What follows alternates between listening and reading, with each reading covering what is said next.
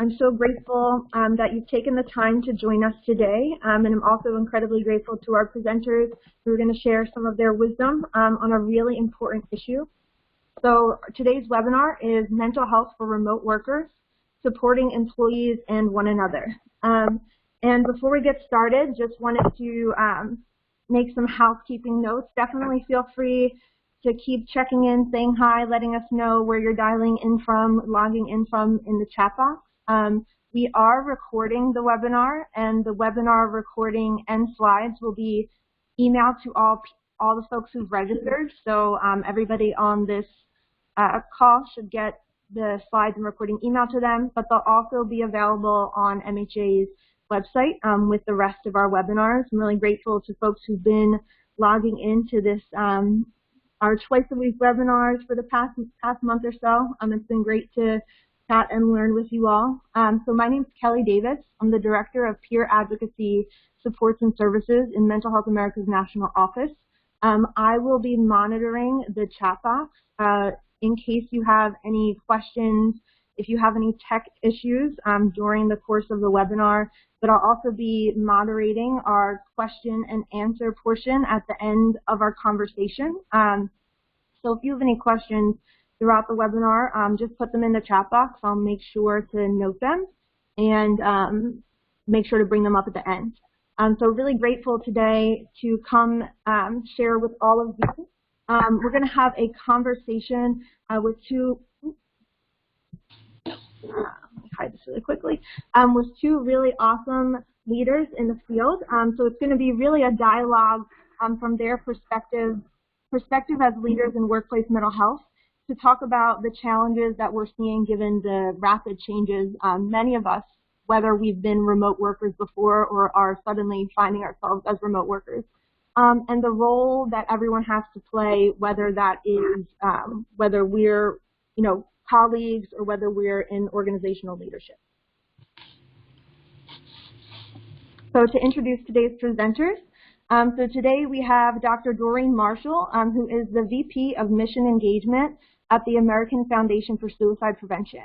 Dr. Doreen Marshall has been engaged in local and national suicide prevention work for more than 10 years. Since joining AFSP in 2014, Dr. Marshall has expanded AFSP's menu of education programs for both clinicians and general audiences, and revamped the infrastructure to improve program delivery through a nationwide network of chapters. She's also leading a new initiative to develop programs for people who have suffered from suicidal thinking or who have survived a suicide attempt. And we're really grateful for her to join us. We also have Dr. Keita Franklin, who is the Chief Clinical Officer at PsychHub. She's focused her expertise in key wellness areas to include suicide prevention, mental health, and substance abuse. Dr. Franklin has spent her 25-year career driving complex organizational and policy change in the federal sector before recently transitioning to the private sector. And with that, I will turn it over to our co-presenters. And again, if you have questions in the meantime, feel free to drop them in the chat box. Thank you so much. This is Keita Franklin, and I couldn't be more pleased to be with Mental Health America this afternoon and all of you to talk about this important topic. And so I thank you to the leadership at Mental Health America for setting this up. And I know that Doreen and I are both grateful to be with you guys. And I myself am also super thrilled to be co-sharing this afternoon with Doreen because she's such a treasure in the field of suicide prevention, and we've had the opportunity to work together in the past, and this is our first time co-presenting, so I'm happy to be with her. Maybe do you want to share a few words before we kick off, Doreen? Sure. Thanks, Keita. And like Keita said, I'm Doreen Marshall, Vice President of Mission Engagement at AFSP, the American Foundation for Suicide Prevention. And thrilled to be doing this with Keita. I think one thing to share is that I am currently working remote, and I worked remote before COVID-19 occurred. And even though I was working remote before, I think I've noticed there's still been changes that were some unanticipated, even for people who have been remote employees. So we're going to talk about that today, and particularly the impact on mental health related to these changes. So thrilled to be presenting with Keita, and I'll turn it back over to Keita. Thank you. Yes, I'm hoping we get to unpack all of that remote stuff because I've been sort of back and forth more recently in a remote environment too. So I'm hoping we get good questions in the chat about that topic as well. So just in the way of kicking us off, there's no doubt about it. The COVID-19 pandemic has changed how we work. That's why we're all here today at this webinar to talk more about this remote work environment. Even before COVID, though, it always occurred to me that as Americans, we spend 8 to 10 hours a day in a work environment. So our coworkers are sort of the ones that kind of get to know us the best in some respects in terms of our mental health. They're likely to be having spent the most amount of time with us, and so I think employers and colleagues, employees, peers are likely the best resource here when we think about how to adjust to this new normal from a mental health perspective. So I'm curious on your thoughts about that, Doreen, just in terms of employment being a place to really recognize signs and symptoms of mental health risk and also respond. Absolutely. And I think one of the things, we all spend so much time in our work environments that for those that have suddenly been shifted to remote work, I think some of what's been lost in that is what I think of as the water cooler conversations, or the way we connect with each other at work outside of our work tasks. So one of the things I think that has changed more recently is, with everyone now being remote, a lot of our connection is around specific tasks like meetings, projects, and we have less time, I think, to just check in with one another, or at least less of the structure to check in with one another. And those conversations are often the one where we can detect or notice changes in a person's mental health, even far more than the meetings or the projects that we work on together. And the other thing I would just add, Keita, is that yes. I do think with this is that we as a society have faced an enormous amount of change in a short period of time, not just related to work, but especially related to work. And so I think that kind of adds another layer to this, where those of us that have a harder time with adapting to change may find that we're struggling even more now with the amount of change in a short period of time. I think these are such good points as we think about sort of how to adjust in a post-COVID environment. And digging a little deeper too, I would add this piece in the field of mental health around how do we adjust to uncertainty. And one of the sort of ways that's worked for me over the years when I think about my own practice as a social worker and really my own self as it comes to uncertainty, which often I think coexists with anxiety and stress and how that impacts people, is to kind of think through, what I can control and what I can't control as it applies to my surroundings. And so much of this COVID in terms of when it will be over and, the 24-hour news cycle of what's opening, what's not, what's our phased approach, is somewhat out of my control. And so some of my traditional tactics of coping, I think I have to dig deeper into my well here of suggested ways to cope. I don't know what your thoughts are on that, Doreen, in terms of anxiety and uncertainty.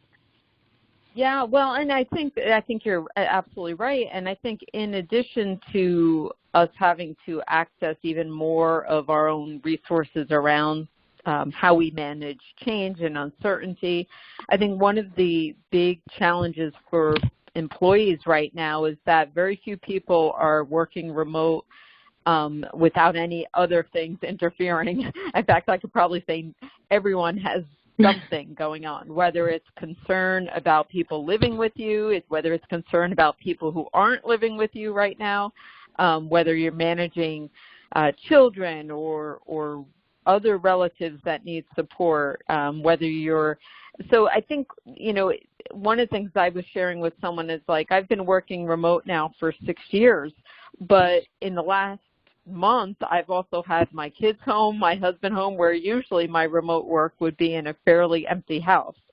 And so those are challenges that I think employees are facing, in addition to having to kind of tap into our emotional reserves around managing change and uncertainty, there's also other things we're having to manage while work that both have come along with the changes related to COVID-19, but also I'm mindful none of us came into the COVID-19 situation with zero stress, meaning so many of us were managing things before this started. And so I think for people who are now also managing remote working on top of all of those things, it can just be really challenging.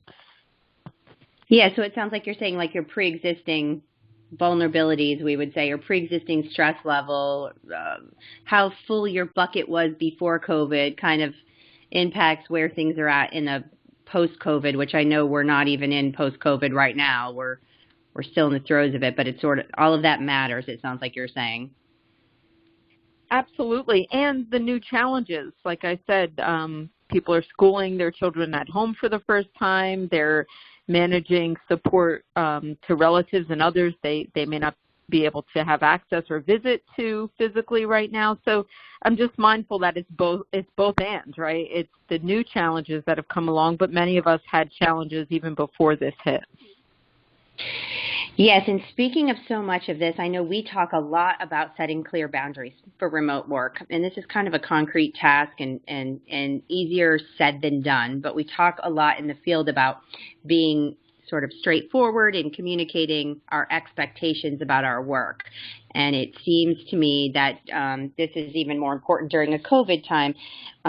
Things like still making sure we're getting outside and encouraging our employees and our teams to get physical activity, fresh air, to have breaks, to have lunch, and to know when to shut off in terms of after hours connectivity.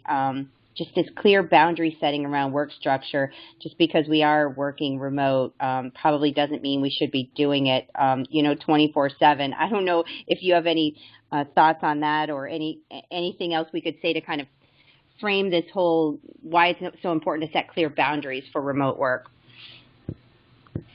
Yeah, I mean, I think, it's important to set boundaries around, like, I think working in this situation where lots of changes, many of us are managing new technologies that we didn't have to use as much before.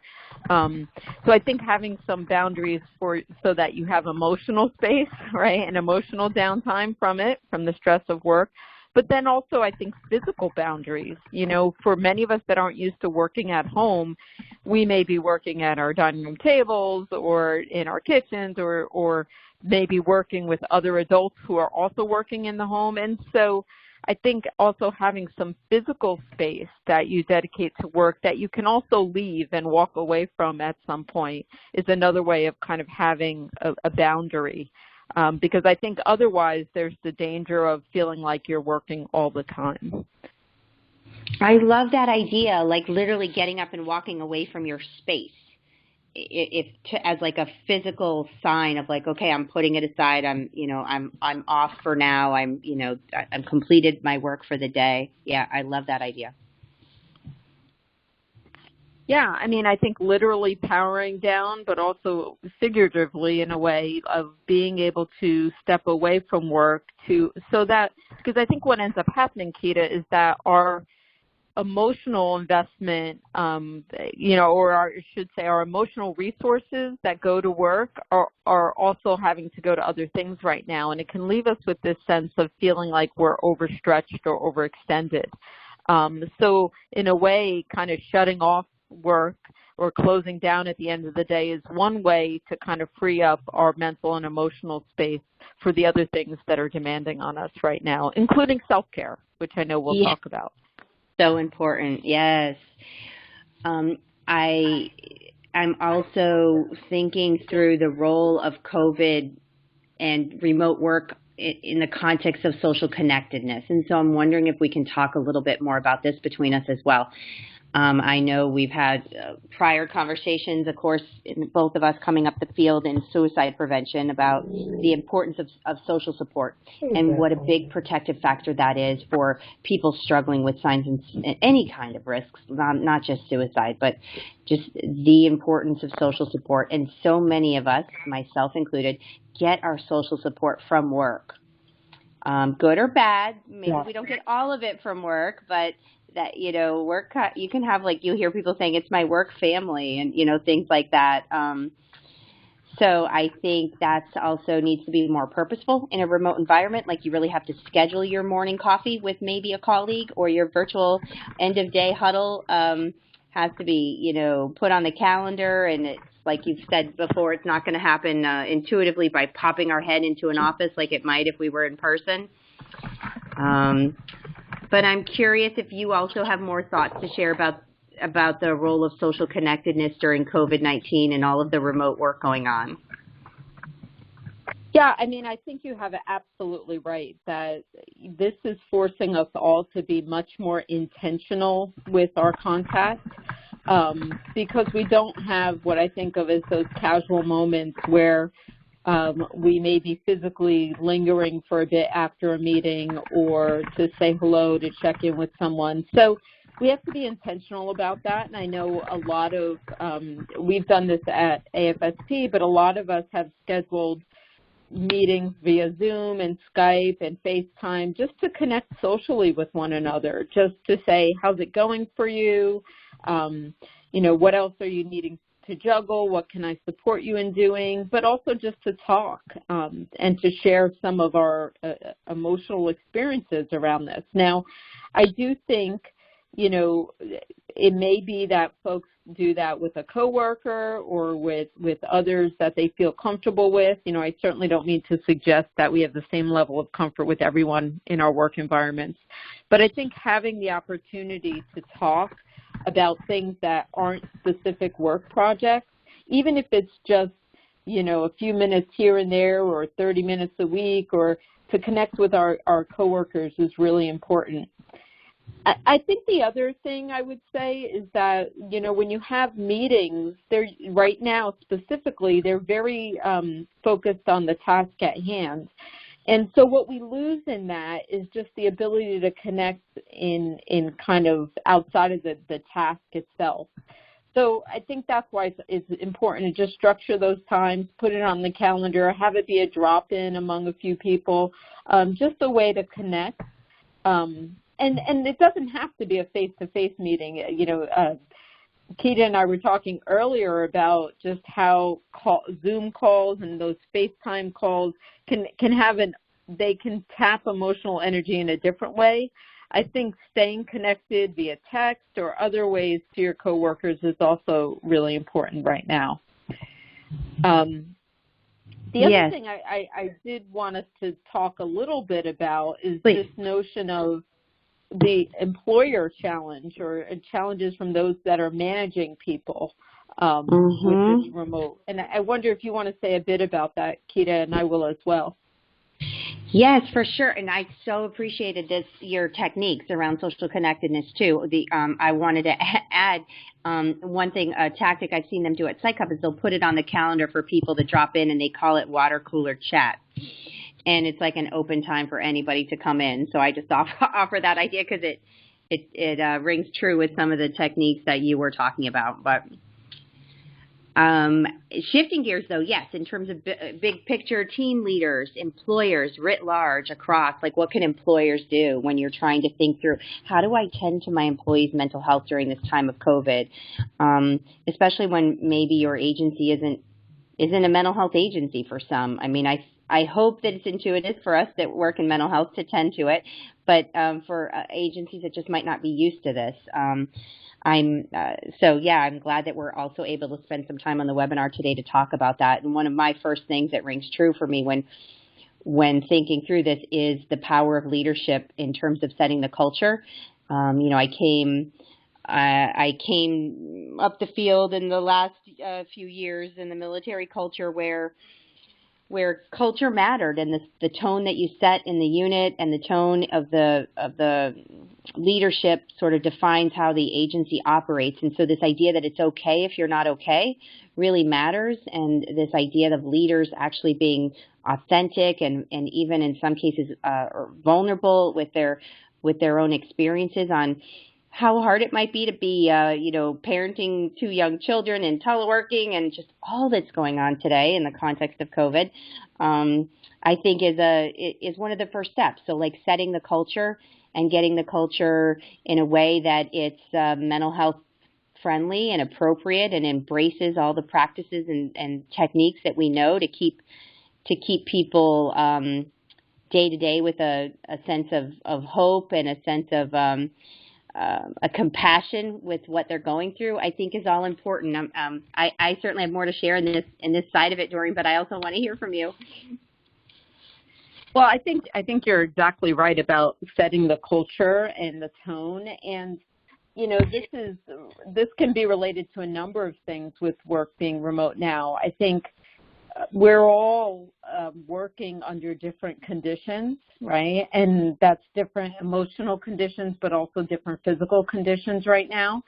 And so, measuring our productivity and having realistic expectations about that, I think is really important.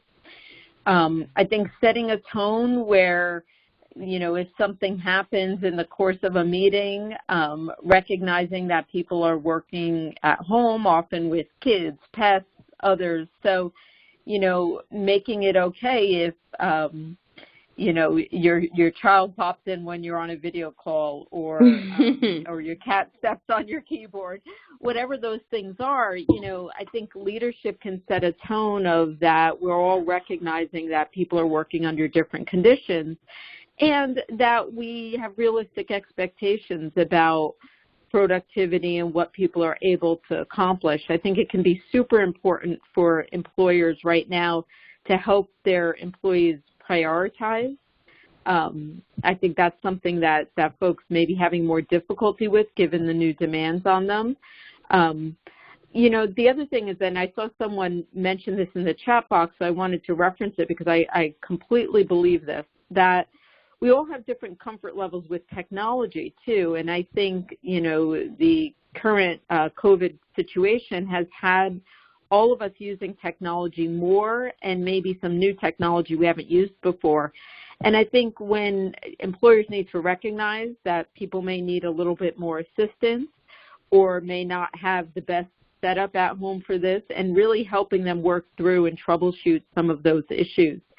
I will say that even having used technology for the last 6 years to work remotely, what's changed in this environment is that there are others in my home using it as well. So there's occasional bumps and glitches and needing to troubleshoot around that. I think if employers can really go the extra mile to help the folks that may be struggling using that.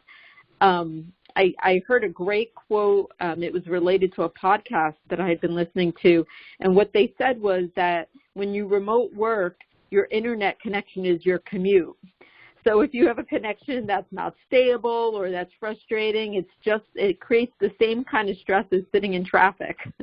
And that was really eye-opening for me because I thought, okay, so that's another area where employers can really help and support and troubleshoot with their employees about what's the best way to help you manage the technological demands that you have in your job. I love that commute analogy. That is so true, and it resonates so much with me. That sometimes people who have long commutes will say, I'm able to debrief on my way home. I'm able to leave it all at the office. I'm able to have quiet time. I listen to music. I have on my commute home, and then I go in and I'm able to be present as a parent, or I'm able to join the family in a way where I'm not running a mile a minute at high operations and all that sort of goes on in work environments. But without that, it's different. And just walking from the office to the living room is not the same. So the commute time analogy is a good one. And I also wanted to talk a little bit about productivity because I saw something in the chat box about it, and I know it was also part of our talk anyways. Doreen and I spoke earlier about the mental health challenges, kind of kicking off this webinar in the context of some conversation about anxiety and dealing with uncertainty. And now talking about what can employers do about it, I just bring us back to that early conversation that leaders and teams across, the nation, I think, need to be prepared for this issue around productivity being a little bit clumsy and bumpy in the context of COVID, in part because people are uncertain. So even if you are at work, your significant other, your spouse, may be dealing with unemployment. So thinking about this in the context of family systems, you may have somebody in your family struggling with medical issues tied to COVID. If you look at the prevalence and sort of what's going on, people are worried about medical issues if they don't know someone that's immediately struggling with the virus. Also unemployment and parenting stress. So all of that, I think, does impact productivity, and it's a hard conversation to have because businesses, of course, are about the bottom line. And how do we keep people on a production line, or how do we make sure we're still meeting our goals or bringing in the dollars we should bring in, or how do we, make sure things aren't impacted? And I just offer, that things will be impacted, especially in the short term, that there's just no way around that. And so I just hope that we can take a bit of a long-term world view and think about this COVID situation in the context of how long it's going to last, which I know is unknown, which is another stressor, but know that it's not going to last forever. And so we have to take care of our employees during this crisis and support them with the right resources and tools. And we have some of those on some of the last slides that we're happy to share with folks. But just productivity is a tough one. Doreen, do you have other ideas and any other viewpoints about this issue? Yeah.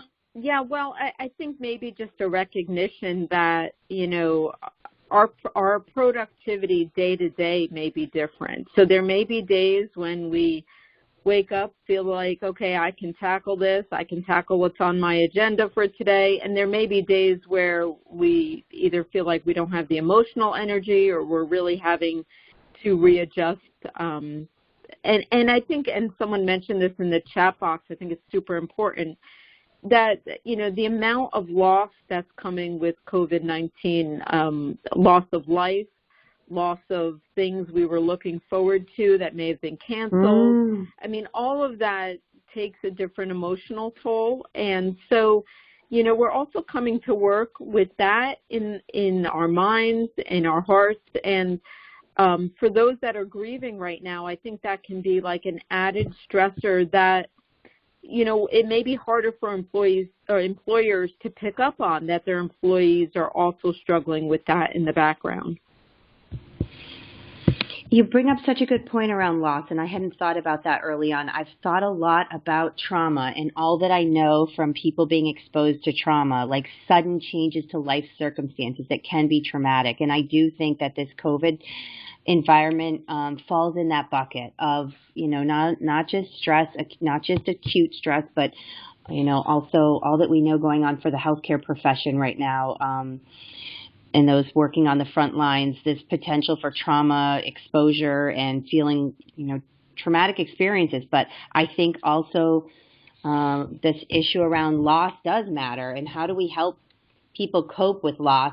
In particular, loss to key developmental milestones that were traditionally supposed to happen. In my own family, we're dealing with two seniors, one from college and one from high school. They're both, dealing with quite a bit of loss there for not graduating and all their milestones, and trying to make sure that I'm mindful of how important things like a senior prom are to a 17-year-old boy when, it might not be so important to me. But these are losses too as well. Do you have ideas on that? Yeah, well, I think, like you said, Keita, we're all, to recognize that we're all kind of not only holding our own emotions, but also reacting to what others are experiencing, kids, parents, others in our lives. And so I think, what's hard, I think, for folks right now is that we don't have a clear sense of when or how those things will resume. And many of us are having to, in addition to all the stress we're under, we're also trying to be creative about celebrating those things that graduations, birthdays, and that takes a little bit more of our resources to think, how can I do this differently? So all that to be said, while I think that's exceptionally important, we should be mindful that this is like the big picture of what people are juggling right now. But it doesn't make those celebrations any less important. In fact, if anything, they're more important now that we find ways to honor the milestones that maybe we can't physically gather to honor. I've seen Zoom birthday parties. I've attended a Zoom wedding, different things that even just in the last 6 weeks have really had to change. And I think those things are still important for us, but it's another acknowledgement that those of us that are working are managing all those other emotions that come with disappointment and grief. And I appreciate you sharing that because it is about hope. And those are all good signs of hope. Like I've seen so much creative, like you said, Zoom weddings and things like that I never would have imagined happening before. And I think that also applies to our current situation with our current topic of our conversation about employers and what can employers do. And I think leaders, they have a responsibility to communicate what's going on the state of the company, communicate a culture that, like I said, that it's okay if you're not okay and that we're here for you. But then they also, I think, have a responsibility to instill hope and, definitely be factual and share what the status of things are and be compassionate and transparent, but definitely motivate employees, by every day communicating to keep their spirits up, letting them know, celebrating the wins along the way, letting them know what they're doing well, and acknowledging the challenges that the company might be facing or might be anticipating. Particularly if it's a situation related to budgetary concerns or staffing changes and all of these things that we're hearing about and that probably many of us are experiencing or know people who are experiencing related to COVID and its impact on the economy and how that will likely impact our nation moving forward. I think that's all critical pieces of this sort of adjusting to the mental health in a workplace environment related to COVID.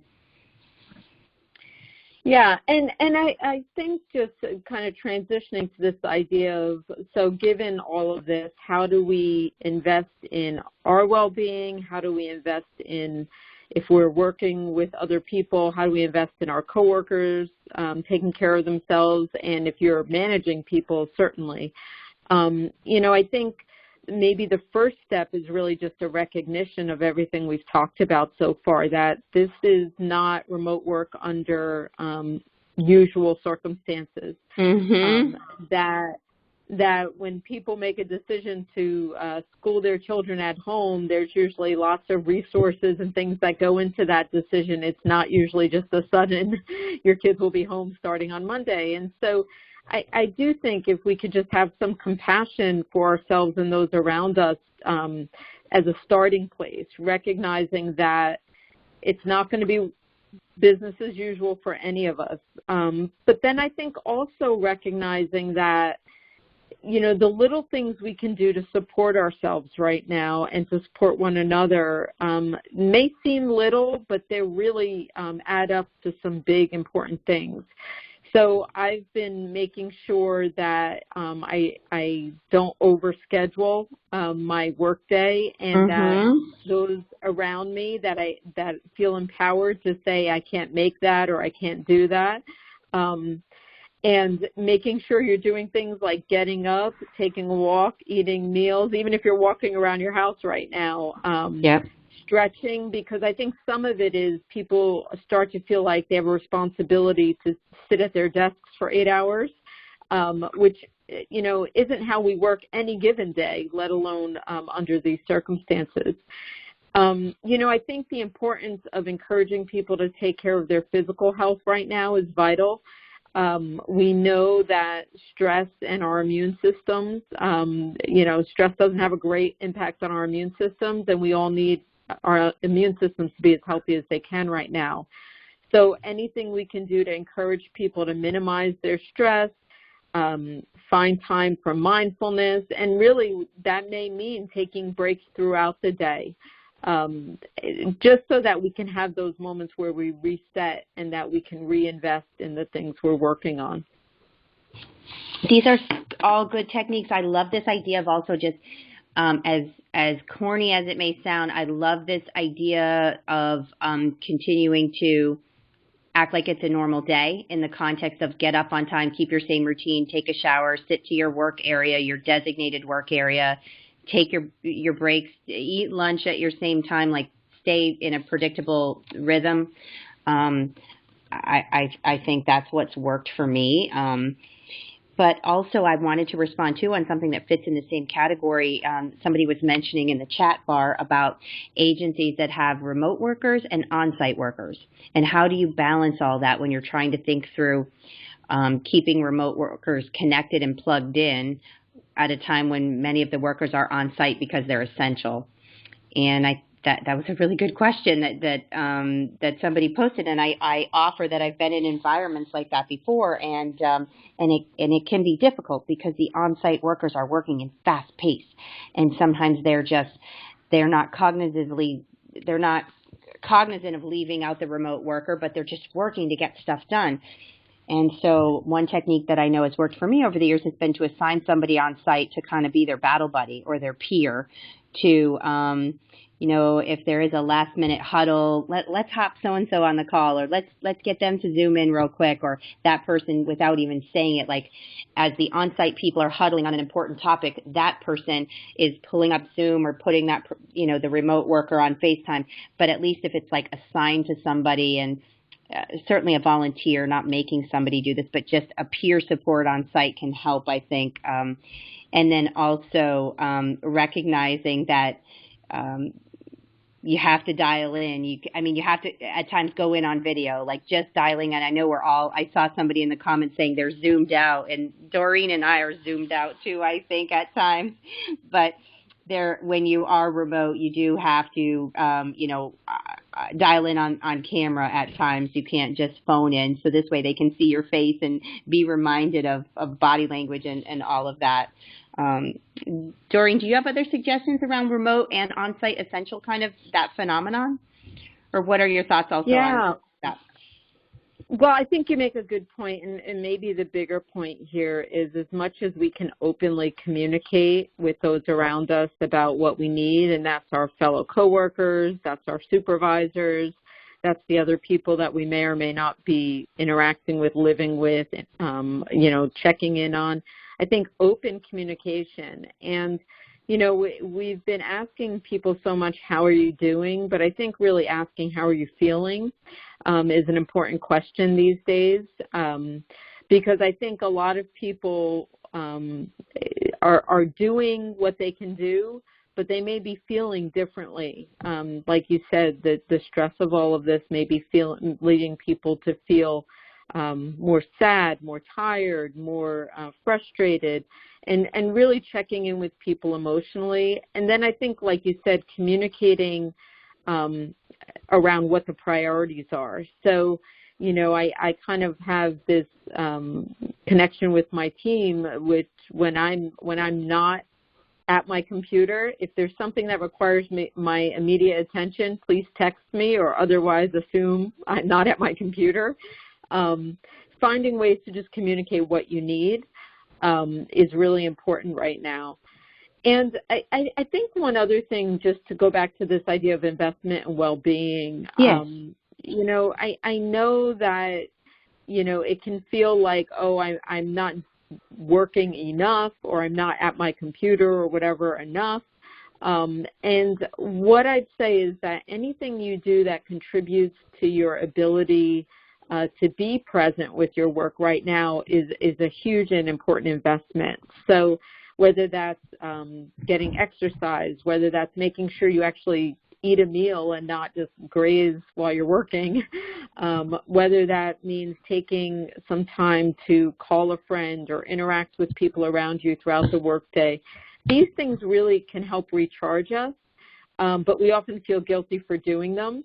And I would just encourage right now, it's so important that we take those moments to recharge and to take care of ourselves, even throughout the workday, because it will allow us to do this better, but also longer. And I think that's the key right now. If we're not sure how long we're going to be remote or when we'll be able to physically go back to an office, I think it's super important that we take these times to take care of ourselves so that if we have to be in this for longer than expected, we feel ready to do that.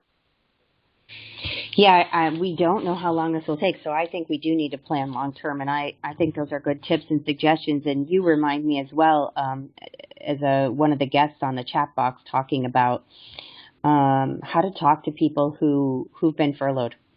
And how do you, when you have coworkers that have been furloughed, and just how hard that must be, and especially if you weren't furloughed, and maybe if they were, or even if you have neighbors that are, and things like that. So I think that's a good question, and also thinking about this in the long haul, this idea of just listening and communicating and being compassionate towards them, not certainly rushing to fix.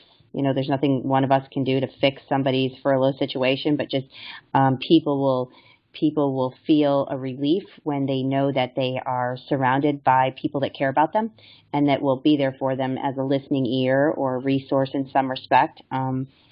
So I think that that's important, especially as we see the numbers of people that are on the unemployment rolls continuing to rise. And then making sure that they have access to resources. Unemployment can be so difficult for so many because it's also wrapped up in, I think, one's identity and who they are, whether they're a policeman or whether they're, a pilot, or, often people identify themselves so strongly and with such pride in their profession, which is incredibly good. And when that is unexpectedly stripped or taken from them, even if it's temporarily, it can be hard for them to adjust and to navigate all that. And I want to make sure that we talk a little bit about that too, Doreen, just this idea of like, what do you say to a work colleague who might not be okay? Yeah, and, I'm wondering if we should go to the next slide. Yes. Because let's see if we can do that. There we go. So I do think, and this is not only for managers and looking at their employees, but I think it's also for us looking to one another, looking to our coworkers, but also the point you brought up about for folks that have been furloughed, they've also lost contact with their work family, and I think still reaching out to folks, reaching out to your coworkers that have been furloughed, checking in, letting them know how much you value them and that you look forward to when you can connect with them again. Those can be super important points of contact. But I think the three things that we've talked about, in addition to the physical health concerns around, COVID and our immune systems, I think we've been concerned about changes in mental health, and certainly we know that there's a relationship between stress and mental health. Certainly substance use. So with people being home more, I think there's an increased risk for those of relapse, for those that may be sober of relapse, but also I think kind of this ongoing, the days folding into one another. One way that some people are coping is through an increased use of substances. So, we certainly should be mindful of that. And then, I think a big piece is concern that someone's mental health or their situation may be worsening such where they feel incredibly hopeless or start to have thoughts of suicide. So we want to talk about these three things and also certainly hear from folks in the chat box. But I think, it's really important that employers and employees tune into each other around these three things. And like I always say, it's okay to ask directly if you think someone is struggling. to ask about their mental health, to ask if they're feeling so hopeless that they've had thoughts of suicide, to really open up those dialogues can be super important right now. And it gets after an exact question in the chat, Doreen, where somebody says, what do you do if you see changes in behavior in a coworker? Like, how do you go about approaching or asking if they're okay? And you gave some really good examples, like not only like how are you feeling okay? How have things been for you lately? Are you feeling overwhelmed? But then you even said, are things gotten so overwhelming that you feel like ending your life?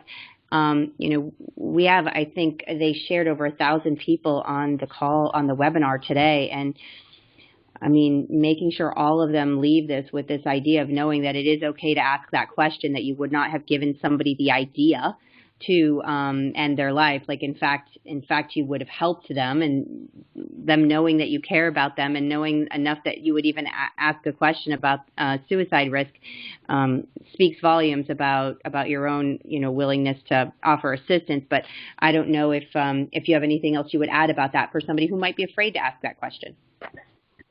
Yeah, I mean, I think the best way to go about checking in with people about their mental health and specifically around suicide risk is, to really just comment on what you're noticing, So we're all under a certain amount of stress right now. But really, I think reaching out and saying, hey, I've been noticing, this, and this. So what it might look like right now is that it may be that you're noticing that the person, when they're on a Zoom meeting, they seem to not be listening, or they seem distracted, or maybe they're not showing up for meetings or coming late, even to the physical Zoom meetings. I mean, you don't want to overinterpret, right? But if you're looking, what we look for most is real changes in behavior. People sometimes often talk about, they might leave like a statement that says, well, things aren't going to get better, but it doesn't matter anymore anyway, right? Kind of a veiled statement that really indicates they may be feeling hopeless. And I think just saying to them, like, hey, what you just said makes me think you're feeling pretty hopeless right now, and I want to talk to you about that. I do recognize that it may be tricky if it's a supervisor-supervisee relationship or a manager-employee relationship. And I would encourage those that are working with companies that have EAPs or others to get them involved if you're worried about someone. But I think the bigger picture here is that we can all be doing things to look out for one another right now, and to not be afraid to open up the communication, particularly around mental health, substance use, and suicide risk. Yes, I couldn't agree with you more. And I think with regard to substance abuse specifically, I've heard people that are struggling right now with what's a normal amount of drinking, what's not, people that are suddenly finding themselves in a remote work environment and struggling with the uncertainties of COVID around, having 1 glass of wine every night, or 2 glasses of wine, or 3 drinks, and, what's normal and what's not. And I think the first thing to do is, is to talk about it. And so I appreciate folks being willing to, assess it and unpack. But I think to the extent that people are using alcohol or other substances to cope, is certainly an unhealthy coping mechanism over the long term. And to the extent that it gets in the way of their ability to perform their daily duties, whether that's as a parent, as a worker, or any other role that they perform, that's when we know that that it could potentially be problematic. So I don't know if there are additional things. We talked about anxiety and uncertainty. We should probably maybe hit on depression, but we talked about suicide risk. But is there something else more specifically that you would share too on the substance abuse side? Yeah, well, I think you're right, and that I think, for all of us, it's weighing pros and cons, right? So you mentioned somebody who may be having a glass of wine at night to cope and all of that. I think the balance, like you said, is around how it's interrupting or not interrupting our functioning, what our own histories are with substance use. So if we're somebody who turns to substances when we're stressed, that may be happening more now, and maybe that's something that when that's happened for us in the past, it's led to problematic consequences. But I think the bigger picture on this is that, particularly alcohol right now, alcohol is a central nervous system depressant.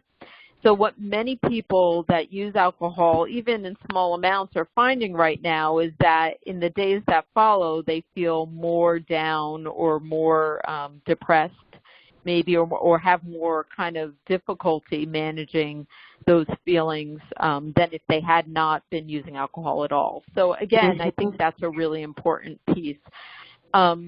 Maybe we should go to the next slide. I'm just thinking in the interest of time. And these are some things we've already talked about. Yeah. But the one I did want to add is that I do think that, for employers and coworkers, I think it's really important for us to keep our sense of humor as much as we can right now. And not to say that anything about this health issue is funny. That's not what I mean. But I think there is kind of some ridiculousness about using video platforms for meetings and the interruptions that we might have throughout the day. And I think as much as we can keep our senses of humor and laugh, I think that's going to help all of us navigate this. And the other thing I would say, just in terms of having these conversations where we're all a bit more vulnerable, I think it's really important that people model this for one another. So being able to say, hey, you know what, I don't know how you're doing, but things are really driving me, up the wall at home, or my kids are so loud when I'm on Zoom meetings, or something that really, I think, helps connect us to the stressors we're all experiencing. I will tell you one of the funny things that I saw somebody posted on one of the social media platforms recently was this idea of I always thought my house would be cleaner if I had more time, and nope, that's not it. And just kind of finding these things that we're learning about ourselves and really just being able to embrace them in the midst of all this change. I think those can be really, and sharing them, of course, sharing them with one another, that transparency that you talk about on this slide. Mm-hmm. What are you thinking, Keita? What do you want to add to this? No, I love this humor piece, and I use it myself too, so I'm so glad you shared that with the group, because we need to use humor even during times when we're struggling, and it's definitely appropriate to do. Sometimes people think it's I can't use humor right now. COVID's going on. Yes, you can. So I equally so would, in our last few minutes, I saw two other things on the chat that relate to some of the things that we've been talking about that I would chime in about. The first has to do with, what do you do if you're single? And so we hear a lot of people about, I'm home with my husband and kids all day, and all the stressors of that. Equally so, the stressors of being home all day while you're single are no less important. And the suggestion that I have around this, it's actually a lot of work, but you have to schedule time in your day to be social. And so if you are living alone, I suggest, you putting a video chat on or just an audio call, but schedule them, a 5 o'clock, a 7 o'clock. If you can handle one an evening, or if you can handle two an evening, you just have to be very purposeful about scheduling these things, because you don't want to overly find yourself in a situation where you're too isolated, and living alone in a time of COVID, it can be a scary time if you're not purposeful on scheduling. The other I offer is this question on, and I'm curious what you think about both of these as we begin to wrap up, Doreen, is somebody asked a question in the chat about, what do you do in the workplace when leaders during a time of COVID and remote have a need for a lot of check-ins? I'm summarizing it. But I offer that this is a time to try your best as an employee to put some structure in place around expectations. So, for example, can we check in once a day in the morning? Or could we check in for 5 minutes in the morning and 5 minutes at the end of the day? Would that be helpful? Or can we check in twice a week on the phone and twice a week on email, on chat? Just try to put structure and set times around it, so that you're not feeling, so that the leader gets their need met for check-ins, and then you're getting your need met your need met as an employee, which is, I'm trying to get work done and I feel like I'm constantly having to check in.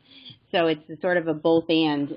I think in that regard, the more you can put structure and expectation management around it, not only the day of the week, the time and the length of time the check-in would be helpful. But Doreen, do you have anything else around single people home during COVID, employees, and or leaders that need lots of check-ins?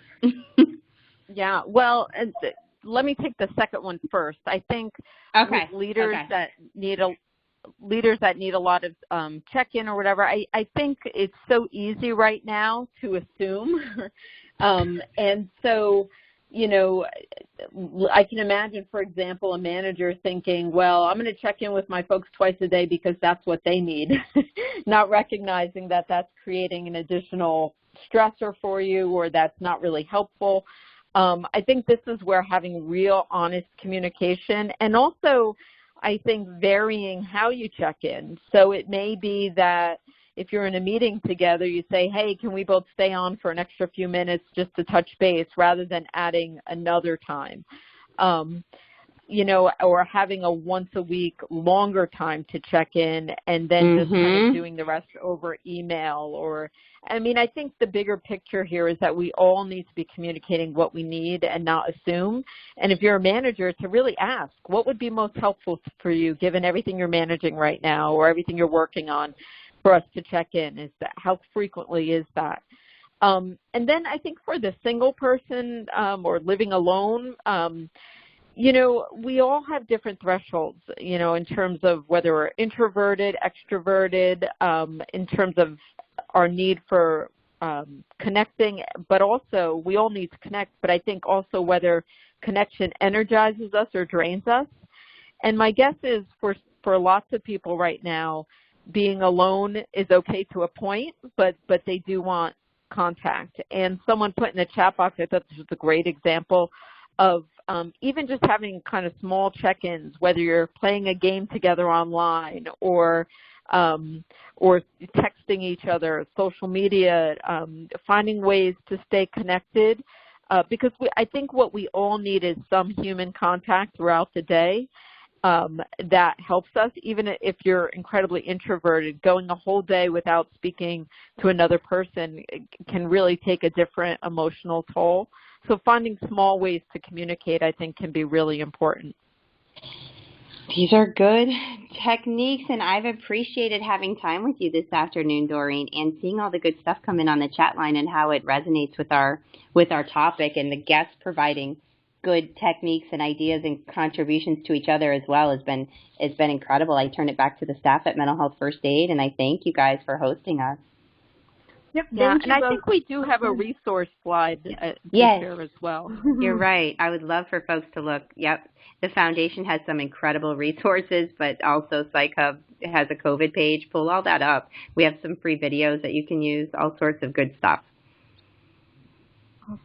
Awesome. Well, thank you both. This is Kelly again. Thank you both for an awesome conversation and dialogue. I know, and I appreciate y'all just integrated the questions in the chat box through the presentation, which was really great and really cool to have the dialogue in real time. And for folks who are still on, as you can see, Mental Health America, Psych Hub, and AFSP all have resources specific to COVID-19, and these are all of our landing pages where you can find different things that might be helpful to you.